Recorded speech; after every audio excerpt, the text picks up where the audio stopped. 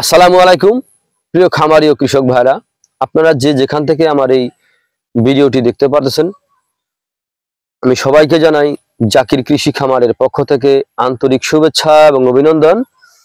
আজকে আসলাম একটি ঘাসের জমিতে। তার আগে আমি বলবো আমার ভিডিওটি না টেনে আপনারা সম্পূর্ণরূপে দেখবেন, তাহলে আমি দুই একটি ঘাসের সম্বন্ধে আমি কিছু কথা বলবো, একটু মনোযোগ সহকারে শুনবেন, তাহলে বুঝতে পারবেন যে কোন ঘাসটা রোপণ করলে আপনি কিভাবে কখন কিভাবে খাওয়াতে পারেন আর কিভাবে রোপণ করতে পারেন।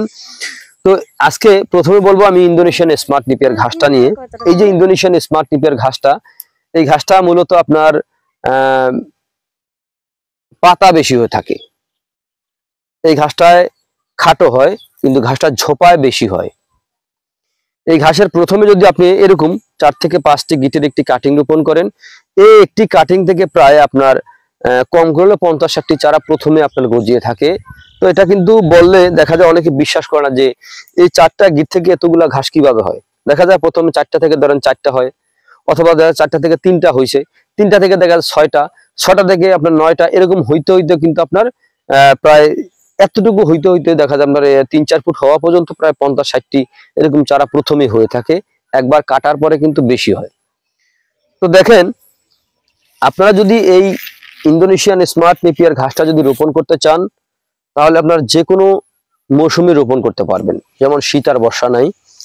এই ঘাসটা এমন জমিতে রোপণ করতে পারেন দেখা যায় জোয়ারে পানি হচ্ছে আবার চলে যায়, এরকম জমিতে আপনারা রোপণ করতে পারেন। এই ঘাসটা বিশেষ করে আপনার যদি উঁচু জায়গা হয় তাহলে বেশি ভালো হয়। দেখেন, এই যে ইন্দোনেশিয়ান স্মার্ট নিপিয়ার ঘাসটা দেখতে পাচ্ছেন আপনারা, এই ইন্দোনেশিয়ান স্মার্ট নিপিয়ার ঘাসটায় আপনার 22 থেকে 25% প্রোটিন রয়েছে। এই ইন্দোনেশিয়ান স্মার্ট নিপিয়ার ঘাসে কোনো বীজই হয় না। এই ঘাসে এই যে দেখেন, ঘাস এই হচ্ছে তার বীজ, এটাই হচ্ছে আপনার সেই কাটিং। এটা হচ্ছে ইন্দোনেশিয়ান স্মার্ট নিপিয়ার ঘাসের কাটিং। এরকম শিকড় চলে এসে দেখতে পারতেছেন। আর এই যে প্রত্যেকটা গিটের ভিতরে আপনার অঙ্কুর রয়েছে, দেখেন প্রত্যেকটা গিটের ভিতরে যে অঙ্কুর দেখতে পাচ্ছেন, আবার এটার অঙ্কুর আবার এই পাশে, প্রত্যেকটা গিটের ভিতরে অঙ্কুর রয়েছে। এটার অঙ্কুর এই পাশে, আবার এটার অঙ্কুর আবার এই পাশে, ঘুরিয়ে ঘুরিয়ে অঙ্কুর, একেবারে কাছাকাছি গিট। এটা হচ্ছে আপনার ইন্দোনেশিয়ান স্মার্ট নিপিয়ার ঘাসের কাটিং। এই যে দেখেন, এখানে কিন্তু আপনার এক একটা ঝোপা কিন্তু প্রচুর পরিমাণে ঘাস হয়ে আছে। তো এই ঘাসটা যখন আপনি রোপণ করবেন, দেখা যায় রোপণ করলে দেখা যায় আপনার এত বড় করতে কিন্তু এখন আমাদের যেই সময়টা লেগেছে এই ঘাসটা এত বড় করতে, কিন্তু আমরা এখানে কিন্তু সার বেশি একটা প্রয়োগ করি নাই, এই কারণে আস্তে আস্তে আস্তে আস্তে হয়েছে। যদি দেখা যায় আপনার এই ঘাসটার বয়স প্রায় 5 মাসের অধিক হবে, সম্ভবত 5 মাসের কম হবে না, দেখা যায় এতটুকু বানাইতে আপনার সর্বোচ্চ সময় লাগবে আপনার 1.5 মাস। আপনি এতটুকু সময় করবেন না।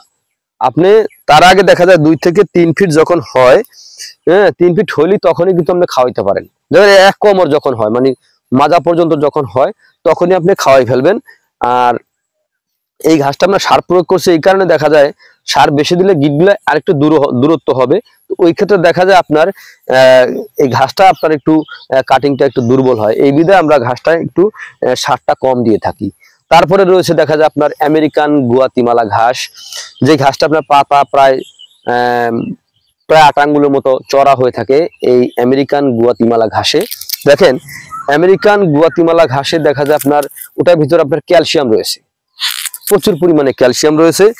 ওই আমেরিকান গুয়াতিমালা ঘাসও দেখা যায় আমেরিকার একটি শহরে জন্মেছে, এই বিধায় ওই ঘাসটার নামকরণ করা হয়েছে আমেরিকান গুয়াতিমালা ঘাস। দেখেন, আমেরিকান গুয়াতিমালা ঘাসটা বর্তমানে বাংলাদেশে কিন্তু ব্যাপক চাহিদা রয়েছে বর্তমানে। ওই ঘাসটা কিন্তু আপনার কাটিং আপনার কম হয়, কিন্তু ওই ঘাসটার চারা ভালো হয়, কাটিং এ জার্মিনেশন রেটটা কম হয়ে থাকে, আর চারায় কিন্তু আপনার 100% জার্মিনেশন হয়ে থাকে।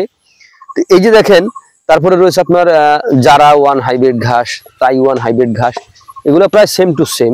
এগুলা কিন্তু আপনার যখন খুশি তখনই রোপণ করা যায়। এই যে কটা জাত বললাম, 4টা জাত, এই 4টা জাতে আপনার যে কোনো সময় রোপণ করা যায়। তো প্রিয় বন্ধুরা, আপনারা যদি বিশেষ করে আমেরিকান গুয়াতিমালা ঘাস অথবা এই ইন্দোনেশিয়ান স্মার্ট নিপিয়ার ঘাস, জারা ওয়ান, তাইওয়ান, এই 4টা জাতের ঘাস যদি আপনারা রোপণ করেন, তাহলে কিন্তু খুব সহজে আপনাদের গবাদি পশুকে আপনারা ভালো মানের ঘাস কিন্তু খাওয়াতে পারেন। ভালো জিনিস খেলে কিন্তু আপনার শরীর স্বাস্থ্য কিন্তু অটোমেটিক ভালো হয়ে যায়। তো প্রিয় বন্ধুরা, আজ আপনাদের আর কি বলবো, যদি আপনারা এই ইন্দোনেশিয়ান স্মার্ট নেপিয়ার ঘাস সহ তার বললাম আরো 3টা জাত, Zara one, Taiwan, American Guatemala ঘাস সহ আরো ঘাস রয়েছে পানিতে হয়ে থাকে, জার্মান হোয়াইট হাইব্রিড অথবা অজানা হাইব্রিড সহ যে কোনো ধরনের ঘাসের কাটিং এর জন্য আমাদের স্ক্রিনে দেওয়া নাম্বারে যোগাযোগ করতে পারেন। আমরা এই ঘাসের কাটিংগুলি বাংলাদেশের প্রতিটা জেলা উপজেলায় আমরা ডেলিভারি দিয়ে থাকি। চাইলে আপনি ঘরে বসেও এই ঘাসের কাটিং সংগ্রহ করতে পারেন। তো আজ এখানে এ পর্যন্তই। আপনারা সকলে ভালো থাকবেন, সুস্থ থাকবেন। আল্লাহ হাফেজ।